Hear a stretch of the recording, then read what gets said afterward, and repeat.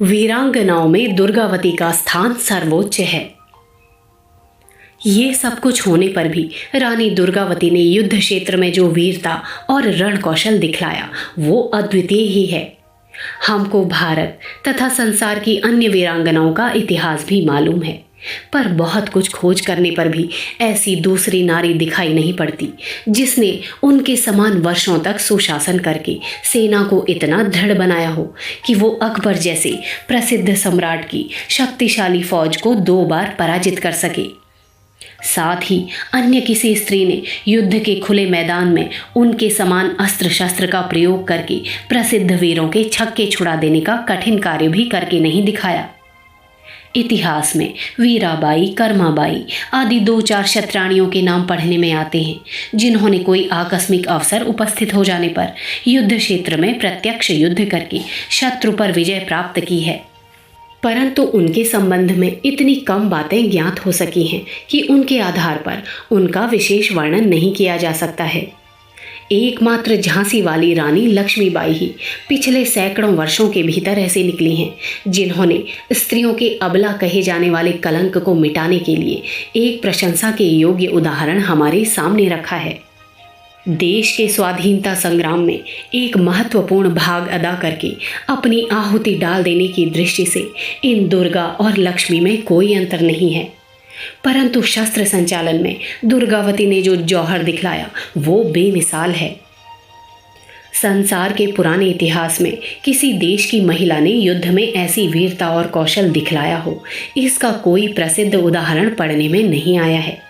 हाँ, आधुनिक समय में विभिन्न देशों में ऐसी कितनी ही महिलाएं सामने आई हैं जिन्होंने महत्वपूर्ण कार्य करके स्वाधीनता के लिए बलिदान दिया है, पर चूंकि इस समय युद्ध क्षेत्र का रूप बदल गया है, इसलिए तीर तलवार या बंदूक लेकर सैनिकों के दल से जूझने वाली महिलाएं तो नहीं मिल सकती, पर जिन्होंने स्वाधीनता प्राप्त करने के लिए शत्रुओं से संघर्ष किया है, उनके प्रहार सहन किए हैं और स्वयं प्रहार किया है, ऐसी वीरांगनाएं पर्याप्त संख्या में मिलती हैं।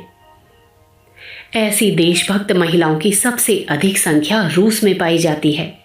वहां पर लगभग 100 वर्ष पहले जार का ऐसा अत्याचारी शासन कायम था कि करोड़ों प्रजा त्राही त्राही कर रही थी। किसान, मजदूर, दुकानदार, छोटे सरकारी कर्मचारी सभी की हालत खराब थी और सभी कष्ट पा रहे थे। प्रत्येक विभाग में भ्रष्टाचार का बोलाबाला था, जिससे प्रजा को घोर गरीबी में निर्वाह करना पड़ता था। देश की ऐसी दशा देखकर अनेक स्वाभिमानी युवक और युवतियों को जोश आया और उन्होंने इस अन्याय का खात्मा करने की प्रतिज्ञा की, पर उनके पास इतने साधन तो थे नहीं कि फौज खड़ी करके अत्याचारियों पर आक्रमण कर देते। इसलिए वे बम और पिस्तौल लेकर गुप्त रूप से अत्याचारी अधिकारियों और स्वयं जार पर भी हमला करते थे। इनमें से सोफिया नाम की युवती ने जार पर ऐसा जोरदार आक्रमण किया था कि वो भाग्यवश ही बच पाया। जब सोफिया को गिरफ्तार किया गया तो उसको अपने दल का भेद खोलने के लिए अमानुषिक यातनाएं दी गई, पर वो अंत तक अटल बनी रही और प्रसन्नतापूर्वक फांसी पर चढ़ गई।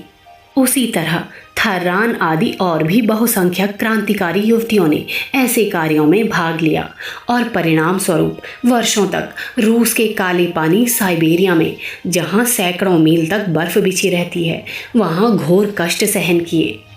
दूसरे महायुद्ध के अवसर पर भी जब जर्मन सेना ने अचानक आक्रमण करके रूस के एक बड़े भाग पर कब्जा कर लिया और वहां के स्त्री पुरुषों को घोर कष्ट दिए, तब भी वहां अनेक स्त्रियां ऐसी निकली जिन्होंने जर्मन सेना की परवाह ना करके उनके विरुद्ध संघर्ष किया। इनमें जोया नाम की 18 वर्ष की लड़की का नाम सबसे अधिक प्रसिद्ध है।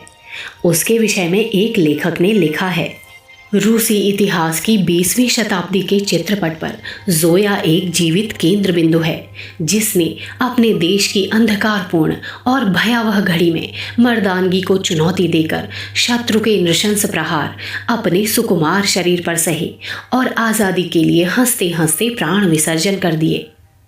तभी से जोया के जीवन मृत्यु की अमर गाथा विश्व भर के लिए नवीन चेतना और शक्ति का उद्गम बन गए हैं।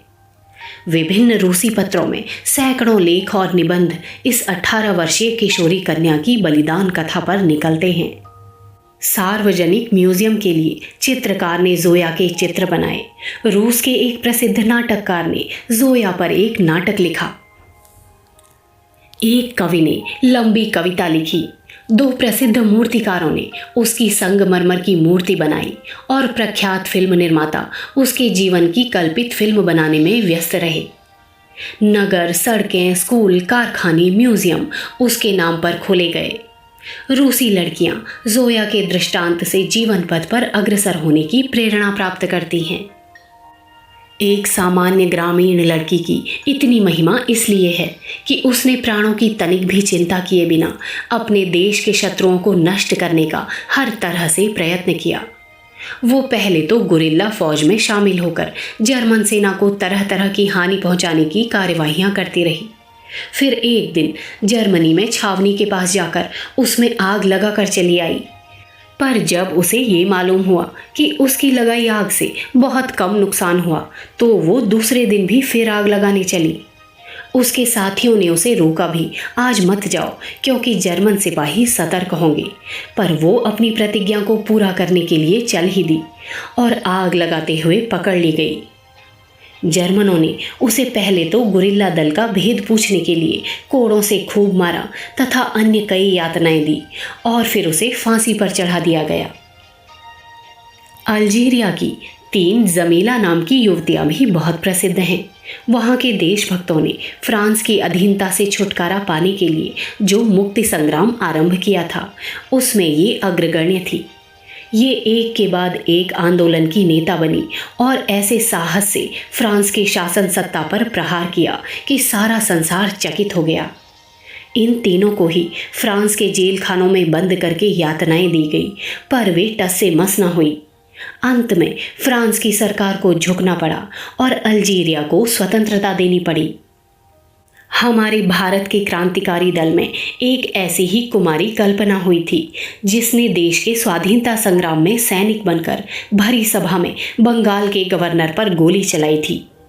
संयोगवश वे बच गए, पर कल्पना को उस अपराध में दंडित होकर अनेक वर्ष तक जेल खाने की भयानक कोठरी में बंद रहना पड़ा था। संदर्भ पुस्तक रानी दुर्गावती, लेखक पंडित श्रीराम शर्मा आचार्य।